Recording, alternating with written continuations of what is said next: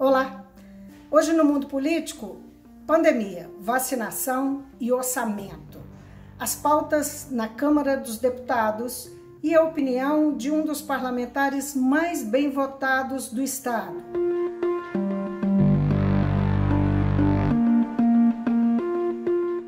Eu vou conversar com o deputado federal André Janones, que é do partido Avante. Deputado, muitíssimo obrigada por atender o mundo político, a TV Assembleia. Olá, Vivian, eu quem agradeço a vocês pela oportunidade. Espero que a gente possa aproveitar aqui o máximo possível esse espaço para falar sobre a política no âmbito nacional e principalmente no nosso estado de Minas Gerais.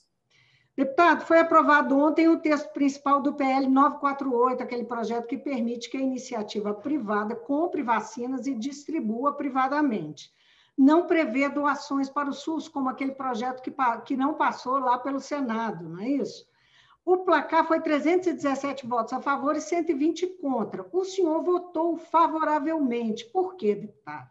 Viva, eu acho que a grande questão que tem impedido que a gente resolva problemas práticos no nosso país é a disputa ideológica, né? E, às vezes, quando a gente fala isso num primeiro momento, pode parecer um tanto demagogo, quando você fala nem direita, nem esquerda, mas Brasil, pode parecer um pouco demagogo, uma vez que a gente sabe que todo e qualquer posicionamento político ele tem intrinsecamente uma natureza, seja à direita ou à esquerda. Mas esse exemplo da matéria que a gente votou ontem é um exemplo claro de que a gente não pode deixar que discussões ideológicas travem a solução de problemas reais do nosso país, né? A gente sabe que, na teoria, a coisa funciona de uma maneira, mas, na prática, muitas das vezes, funciona diferentemente. Você obrigar que as empresas, ao comprarem uma quantidade X de vacina, doem aquela mesma quantidade ao SUS, na teoria é muito bom. A questão é que, na prática, não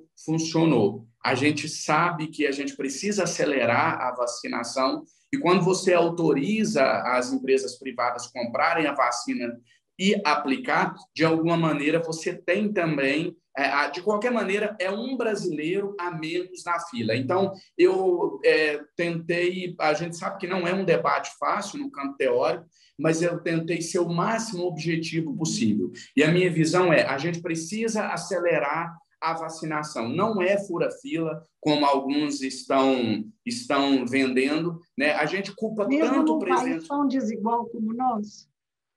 Eu acho que a gente precisa agora olhar para o problema real, com pressa. A gente precisa adotar todas as medidas para acelerar a vacinação. A gente tem se colocado tanto à frente das críticas contra o presidente da República, e eu também sou o autor dessas críticas, de que a vacinação deveria ser mais acelerada. E quando você tem uma oportunidade real, concreta, de acelerar essa vacinação, eu acho que as questões ideológicas têm que ser colocadas de lado e a gente precisa somar forças de qualquer maneira para acelerar. A questão é muito clara para mim. Não adianta, por exemplo, a gente viu alguns parlamentares defendendo no plenário o seguinte: não, a empresa tem que comprar e doar tudo para o SUS, já que o que a empresa quer é reduzir o número de pessoas na fila de vacinação, então vamos exigir que elas comprem e doem para o SUS.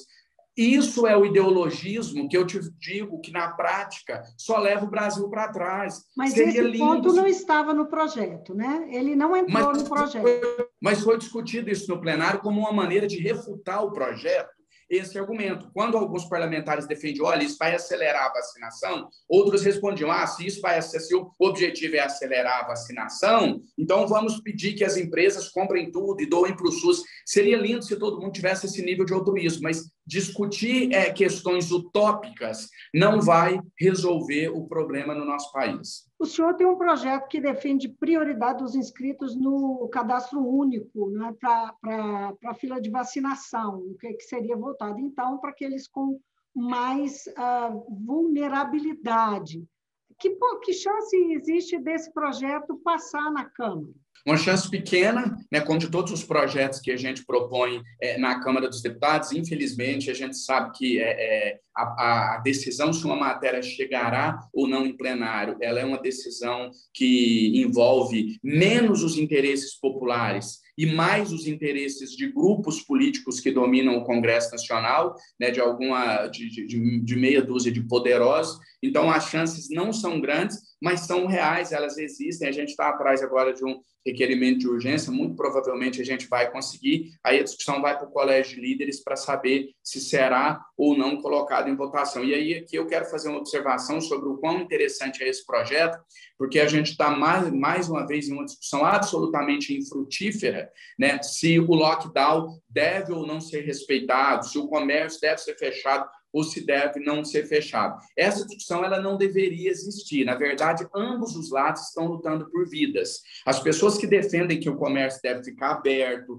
que não deve haver distanciamento social, pelo menos boa parte delas, não vou dizer que não há pessoas mal intencionadas, maldosas, porque há, mas grande parte dessas pessoas, principalmente os trabalhadores, eles também estão defendendo vidas, né? Uma vez que eles precisam de colocar comida na mesa para sobreviver. Assim como quem defende o lockdown, o isolamento social, está defendendo vidas, porque a gente sabe que o isolamento salva vidas, sim. O que muda é a ótica, é a perspectiva sobre a qual você está observando. E daí veio a necessidade desse projeto, né? Porque eu acho que a gente precisa, sim, que as pessoas voltem a trabalhar, possam ter o seu ganha-pão, mas sem que isso implique em risco maior de vida, né? Em uma diminuição da chance de que essa pessoa sobreviva à pandemia, e a gente sabe que quanto mais as pessoas se expuserem a esse vírus, maior o risco de virem a ser infectadas e falecer. Então, eu acho que a gente priorizar as pessoas que mais precisam de trabalhar para colocar recursos na mesa, que têm menos condições de se resguardar, é uma maneira inteligente. Claro que não é a solução absoluta, nada é tão simples assim, mas acho que é uma maneira que a gente buscou de tentar somar e apresentar uma solução para esse momento. Nós vamos voltar um pouquinho ainda na questão da pandemia, com foco em economia e outros, e esse conflito, essa questão, mas eu queria me deter um pouquinho na pauta do Congresso. Eu sei que o orçamento não está mais na pauta, mas ele ainda está em debate, porque está com o presidente e corre o risco de ser sancionado com vetos por conta de a forma como ele foi aprovado, há uma preocupação com cortes de despesas que são obrigatórias e desconsideração com a alta da inflação. Por outro lado, o parlamento está sendo criticado por privilegiar o valor das emendas parlamentares e, com isso, tirar dinheiro de outras rubricas importantes. Bom, eu queria saber a sua opinião sobre essa discussão, para que lado o senhor acredita que ela vai caminhar, porque hoje o relator, o senador Márcio Bittar, o relator do orçamento do Congresso, ele disse que não fez nada sem o conhecimento e a autorização do governo. Vivian, em relação a isso, eu me posicionei mais do que opinar e votar.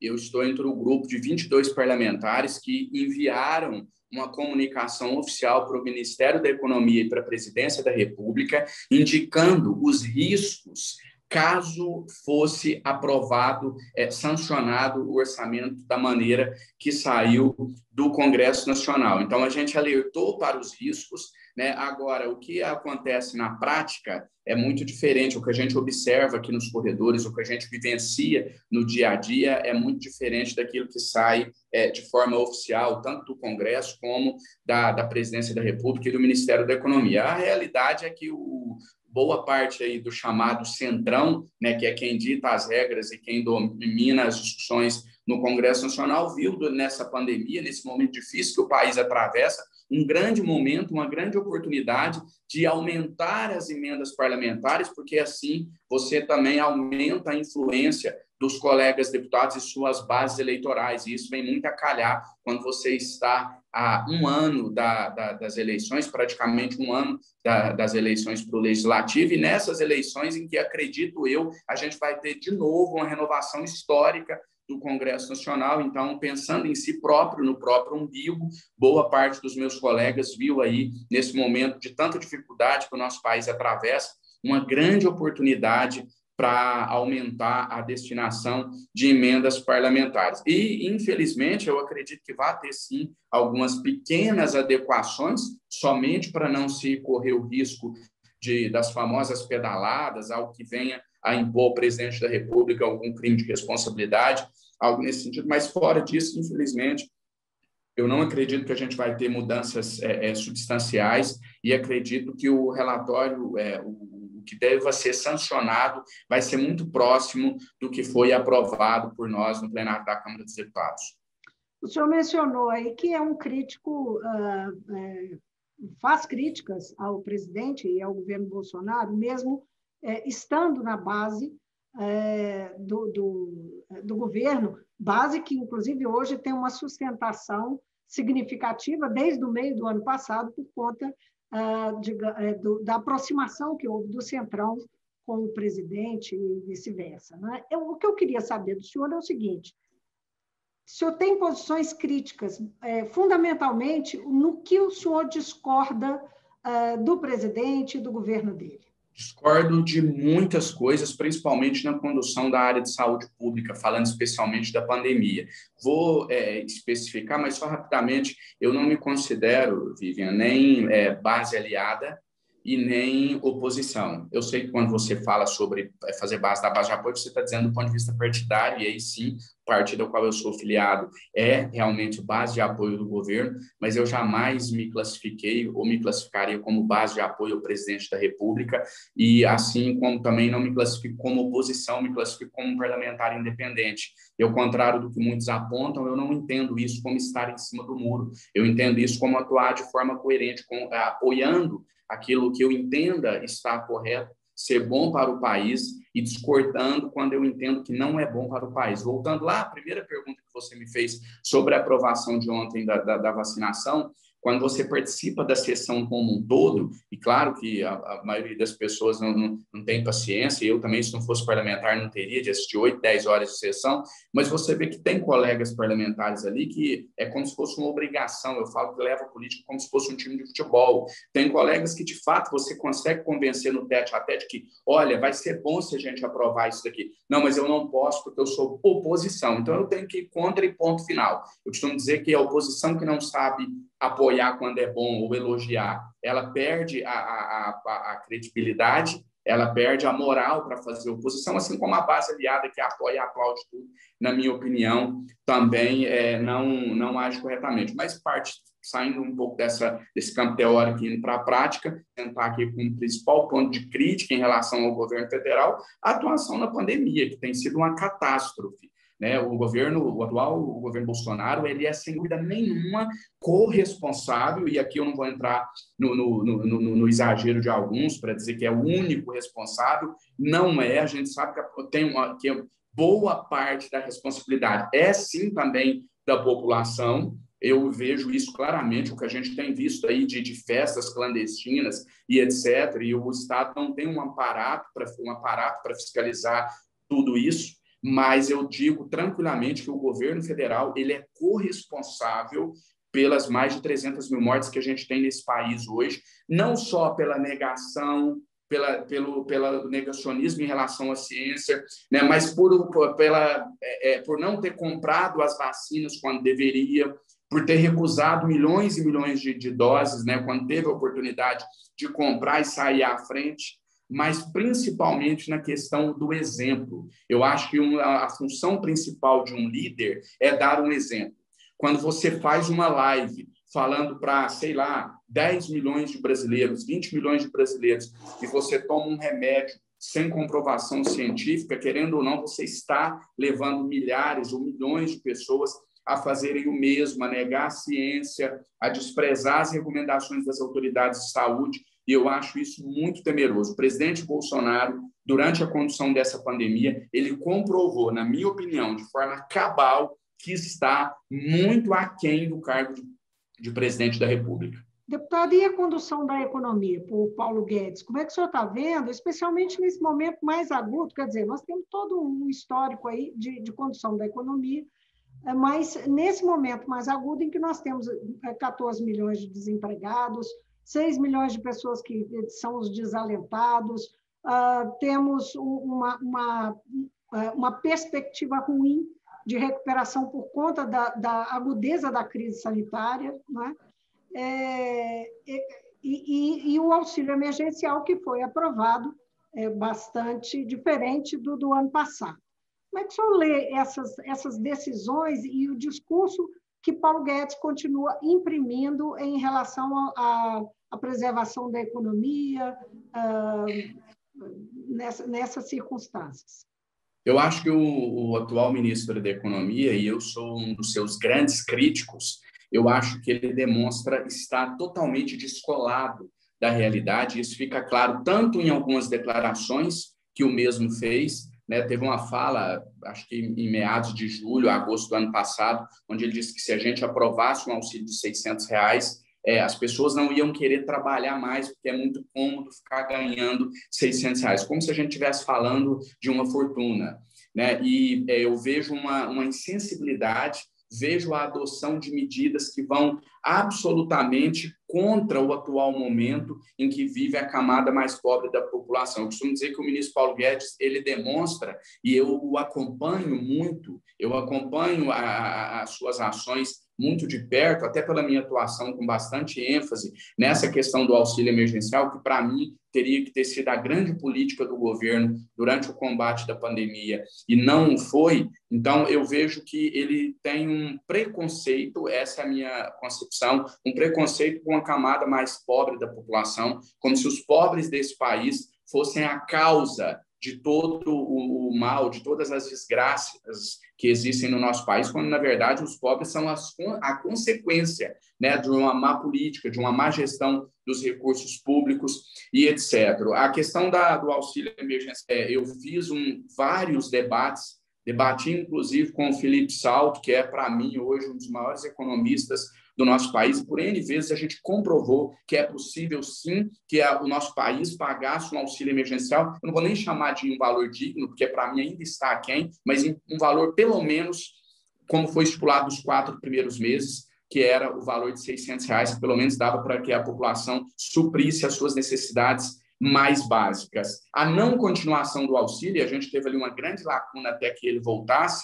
ele contradiz o próprio motivo pelo qual o auxílio se originou, né? Porque o auxílio foi estipulado como uma necessidade devido ao número de mortes elevados que impediam as pessoas de sair para trabalhar. Então, olha, a gente quer que você fique em casa, mas a gente não vai deixar a população desamparada. Toma aqui o auxílio. O auxílio é retirado sem nenhuma explicação, ninguém se manifestou publicamente, olha, a gente está retirando o auxílio porque os índices baixaram e agora a população pode trabalhar, não vai ter mais nenhuma restrição de aglomeração. Não, você permaneceu com as restrições à aglomeração e cancelou o pagamento do auxílio, agora voltando com esse valor mísero. Eu falo que a gente está pagando um auxílio de um botijão de gás, praticamente. Muitas pessoas vão receber R$ 150, é isso que o governo brasileiro tem para oferecer para a população, um botijão de gás para atravessar a pandemia. E o discurso do Paulo Guedes, que em quase todos os momentos é muito bem-vindo, de equilíbrio fiscal, de responsabilidade com as contas públicas. E se você analisar as minhas votações no plenário da Câmara dos Deputados, eu quase que sempre estou alinhado com esse discurso. Eu acho que ele tem uma exceção, e é exatamente o momento que a gente está vivendo. Nós estamos vivendo talvez o único momento na história do nosso país onde não dá para falar em responsabilidade com os gastos públicos, com as contas e etc. Porque você defender isso enquanto tem pessoas morrendo de fome, eu acredito que a fome nunca foi erradicada no nosso país, nós sabemos, mas acredito e espero estar errado. Paulo Guedes deu uma declaração essa semana dizendo da recuperação em V, que o nosso país vai voltar pujante, etc. Não acredito nisso, espero estar errado, repito. Acredito que o nosso país vai viver nos próximos anos um momento em que a fome volta a ser protagonista dos problemas sociais do nosso país, talvez até com mais força do que era lá por meados do início dos anos 90. Então, vejo essa situação com muita preocupação. Os números estão mostrando, né? Nós tivemos aí publicações recentes mostrando 60 milhões em insegurança alimentar, mais 19 milhões, né, que entram para essa faixa. Vivian, eu vejo só rapidinho, só te falar uma coisa aqui para refletir esse sentimento que eu estou dizendo, que é o sentimento de boa parte da população. Esses dias atrás eu vi um comentário em uma rede social que para mim foi muito significante. uma pessoa, nem era ninguém ligado ao governo federal, era de um prefeito, de um município, uma prefeita, e uma pessoa foi lá e esse comentário me tocou. A pessoa escreveu assim, ó, pelo amor de Deus, quebra essa prefeitura e deixa a gente pagar por esse endividamento pelos próximos 20 anos, mas arrume um meio de que nós tenhamos o que comer, pelo menos até passar a pandemia. Depois a gente se vira para pagar o preço.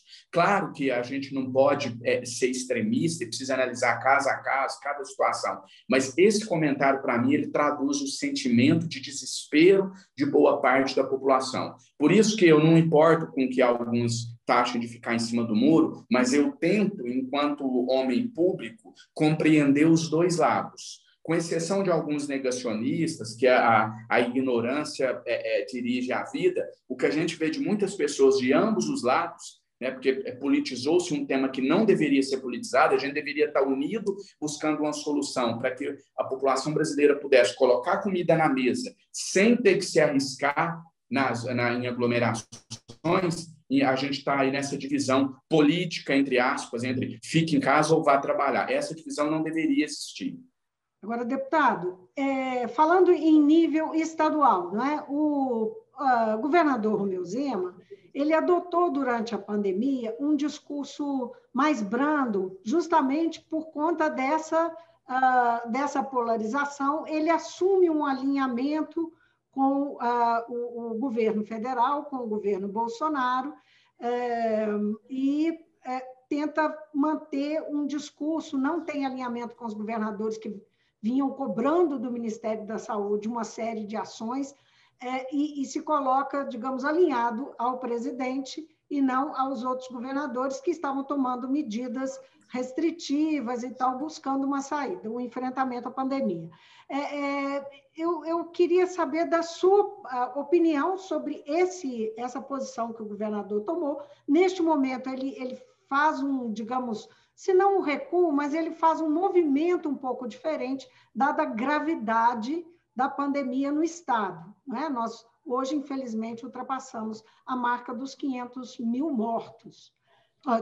Dos 500 mortos, das 500 mortes diárias. Em Minas Gerais. Nós já estamos falando tanto em mil né? Então, mil, as cifras absurdas que eu me equivoquei. Mas, então, qual que é a sua opinião sobre esse movimento que o governador fez, a posição dele no enfrentamento à pandemia?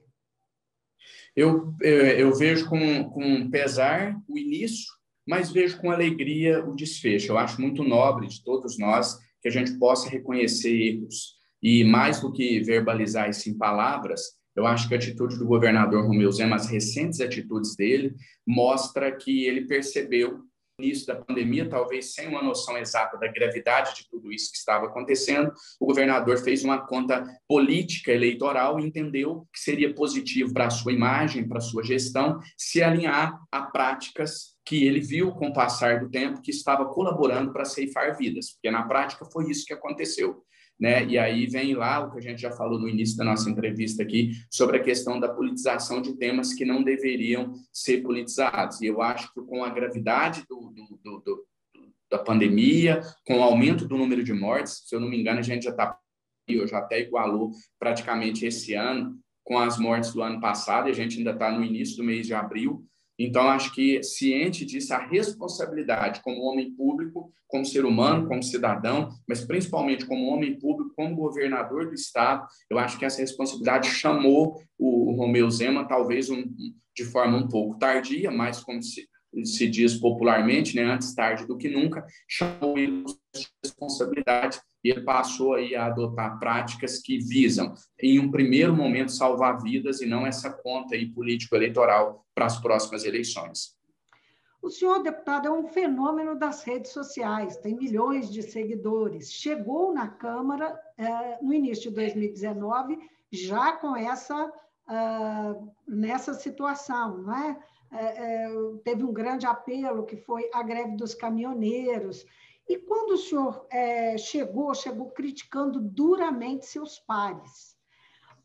Já são passados aí 2 anos e alguns meses. O senhor tem uma vivência do dia a dia da Câmara e das relações entre os partidos, os blocos, a relação executivo-legislativo. Como é que hoje, com essa vivência, o senhor olha para essa posição que o senhor teve no início do mandato? É diferente? Mudou alguma coisa ou não? O senhor, ali como representante, quem estava chegando pela primeira vez na casa, dava voz à população que tinha uma indignação em relação a algumas coisas que ocorrem no parlamento e que são interpretadas de uma forma negativa. Hoje mudou alguma coisa? Como é que o senhor está se vendo dentro do parlamento hoje, esse homem que é um deputado que tem tanto contato com a população diretamente? Primeiro que esse contato direto com a população, eu acho que é o grande diferencial do meu mandato. Eu acho que Brasília ela se torna uma bolha quando você chega aqui, e isso às vezes te blinda, te separa da sociedade, da população, principalmente daqueles que te elegeram, e você vai tirando o pé da realidade, do que é a vida real. E as redes sociais são o instrumento que impede que isso aconteça no meu mandato. Então, eu costumo me autodenominar como populista, do ponto de vista da concepção dessa palavra. O populista é aquele que faz a política diretamente com a população, dispensando intermediários, e é exatamente assim que eu faço. Eu não tive para me eleger base de vereadores, de deputados estaduais, não dobrei com ninguém, não tive apoio de prefeitos, e na eleição do ano que vem, eu também não vou ter, muito provavelmente, o apoio de integrantes da classe política tradicional. Então, me classifico como um populista, não vejo isso como algo negativo, acho que o homem público ele tem que ter suas responsabilidades, mas eu vejo muito isso no parlamento, sempre se taxa isso como algo negativo. O fulano joga para a torcida, eu jogo para a torcida sempre. Posso só fazer uma observação? Eu prefiro jogar para a torcida. Claro. Levando em conta a forma como o parlamento se estrutura e o que ele representa em termos de poder, o poder legislativo, que é sustentado pela estrutura partidária, ele funciona a partir da estrutura partidária. Não cria-se aí uma dualidade entre esse sentimento que o senhor tem e a forma como se vê na relação com seus eleitores, né? E, ao mesmo tempo, a forma como são estruturados os poderes na democracia, especificamente o legislativo? Eu entendo perfeitamente o seu ponto de vista, acho que são perspectivas ambas válidas. A minha perspectiva é outra. Tem uma frase de Abraham Lincoln que eu cito sempre, que ele dizia o seguinte: democracia é um governo feito com o povo, pelo povo e para o povo. Eu não consigo conceber uma democracia, por mais que eu entenda essa divisão institucional, vamos dizer assim, eu não consigo conceber uma democracia onde a opinião das pessoas é absolutamente descartada e ignorada. Mas elas opinaram de 4 anos atrás, quando elegeram aquele... Para mim, a democracia ela é uma constante, ela é viva. Ela não acontece a cada 4 anos, ela acontece absolutamente todos os dias. Eu vou te dar um exemplo claro, prático disso que aconteceu. No dia 1º de setembro do ano passado, eu tive a live mais acessada do mundo naquele ano. Esse recorde não foi batido ainda. Inclusive, isso foi notícia em vários veículos de imprensa, inclusive internacional. A live mais acessada do mundo ocidental foi a minha no dia 1º de setembro do ano passado. Todo mundo noticiou os números que essa live bateu, mas ninguém, absolutamente nenhum órgão de imprensa, me perguntou o que eu falava nessa live. Essa live, simplesmente, eu pedia que o presidente da Câmara em exercício, que era o deputado Marcos Pereira, colocasse a MP1000 em votação. E conclamei as pessoas a pressionar para que isso acontecesse. Eu acho plausível, aí eu vou me filiar à sua visão, à sua perspectiva, eu acho plausível que essa pressão talvez não obrigue que essa MP1000 seja pautada, porque podem existir N fatores para que essa MP1000 não fosse pautada naquele dia. O que eu acho absolutamente inaceitável é que sequer se discuta. Como que você começa uma sessão em um parlamento que dura 10 horas, essa sessão no dia durou 10 horas, e você usa o microfone, fala, como se não existisse nada acontecendo lá fora. uma transmissão que foi a mais acessada do mundo no Facebook, no Twitter, no Instagram, em todas as redes sociais.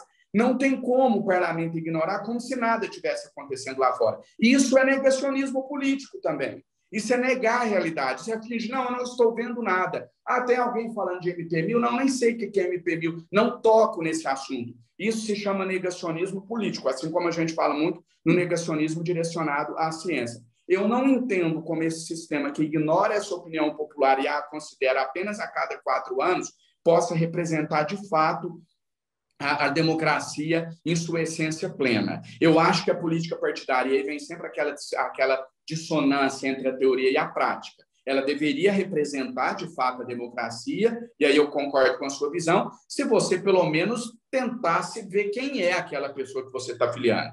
Eu hoje estou no Avante, se eu chegar hoje no PSL e filiar, eu só vou pegar uma ficha e pôr a minha assinatura, ou no PT, ou no PMDB, ou no PSDB. O sistema político partidário no nosso país ele está absolutamente falido. Ele não significa nada. Eu conheço pessoas que migraram do PSDB para o PSOL. Não seria o caso de buscar uma recomposição desse sistema? Eu acho que sim, isso talvez passe por uma complexa e profunda reforma política no nosso país, que não vai acontecer nos próximos anos, porque não tem nada a ver com essa reforma política que está sendo proposta aí, que visa só atender o interesse de meia dúzia de quem comanda ali o Congresso e garantir a reeleição da maioria. Deputado, eu queria avançar um pouquinho aqui, nós estamos caminhando para o final do programa, não queria deixar de perguntar isso para o senhor. Como é que o senhor olha para frente? Eu sei que nós estamos num momento muito dramático, um momento que nos suga a todos, né? Mas em política a gente não tem como não olhar para o horizonte. Eu queria saber a sua opinião sobre um possível cenário de 2022, levando em conta que o presidente da República tem enfrentado muitas dificuldades, tem caído na percepção popular. Hoje teve mais um pedido de impeachment, já são mais de 100 pedidos de impeachment na Câmara dos Deputados, mesmo que não aceitos, eles indicam alguma coisa. Temos aí a entrada na cena política do ex-presidente Lula e a direita e a centro-direita tentando se reorganizar um outro grupo. Como é que o senhor olha para esses cenários? Eu acho que tudo vai depender, depender não, vai sofrer uma grande influência de como o Brasil vai sair dessa pandemia. Os primeiros sinais que a gente tem, espero eu, mantenha a minha fé de que a gente esteja caminhando para a fase final dessa pandemia, os sinais que a gente tem é que a gente vai sair da pior maneira possível. Imagino que com mais de 500 mil de mortos, com a economia devastada e com a fome reinando de forma muito triste entre os mais pobres no nosso país. Eu não tenho planos políticos ainda definidos para as eleições de 2022. Eu tento sempre não tirar o pé da realidade, não me deslumbro. Pode? Não tem mesmo. Tem uma postagem, uma conta extraoficial com o senhor de faixa presidencial, né, chamando para uma candidatura em 2022. O senhor tem isso no seu horizonte, 2022 ou não? Tem isso no horizonte? Vivian, antes de te responder, eu vou de novo fazer uma ressalva que eu já fiz em várias respostas minhas aqui, né? Hoje, se você não é radical, você, infelizmente, é taxado por uma boa parte da população e principalmente da opinião pública como estar em cima do muro. Eu não vejo isso em um momento de radicalização do nosso país como o que a gente vive, eu não vejo isso como ofensivo, vejo como um elogio ser taxado de estar em cima do muro. Eu quase sempre estou em cima do muro, no caminho do meio, no caminho do equilíbrio, é o que eu tenho buscado. Então, eu vou te responder da seguinte maneira, eu não, com a mesma tranquilidade com que eu não descarto essa possibilidade, eu também não a considero. Então, eu evito não cometer o erro que o presidente da República comete, que ele não percebe que ele hoje é presidente da República, ele acha que ele é candidato ainda.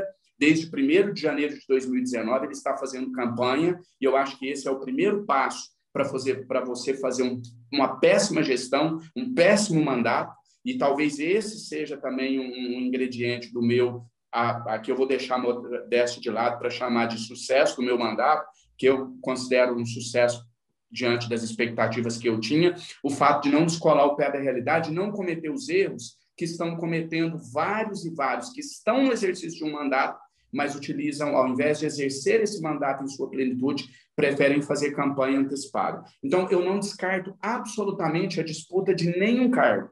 Então, eu posso vir a ser candidato... Nem de governo do Estado, nem do Senado. Só figura nas pesquisas. Sim, figura, fui citado, fiquei muito lisonjeado com o terceiro lugar na última pesquisa que foi realizada, mas da mesma maneira que eu não descarto, se quer disputar uma presidência da República, se o meu partido entender que isso é o melhor dessa oportunidade, a gente vê que um momento no país, uma candidatura poderia somar, enriquecer o debate de alguma forma, também não vejo como demérito de nenhuma forma me candidatar à reeleição como deputado federal, que está ao meu alcance para tentar contribuir com a melhoria de vida do nosso povo e com o progresso do nosso país. Então, eu não tiro o pé da realidade, não vou fazer campanha antecipada, nem para a reeleição de deputado, nem para qualquer outro cargo. Com o pé na realidade, eu vou caminhando e o ano que vem a gente vê o que o cenário indica. Deputado, foi um prazer conversar com o senhor. Muitíssimo obrigada, mais uma vez, por atender o Mundo Político, a TV Assembleia. Vivi, agradeço a você, ao Mundo Político, a TV Assembleia. Espero que tenha sido a nossa primeira entrevista, nosso primeiro bate-papo, mas não o último. Gostei bastante, espero voltar mais vezes. Também conto com isso. Obrigada. Muito obrigado, um abraço. Outro. Conversei com o deputado federal André Janones, ele exerce o primeiro mandato pelo Partido Avante na Câmara dos Deputados e foi dos mais bem votados por Minas. A gente fica por aqui. Tchau.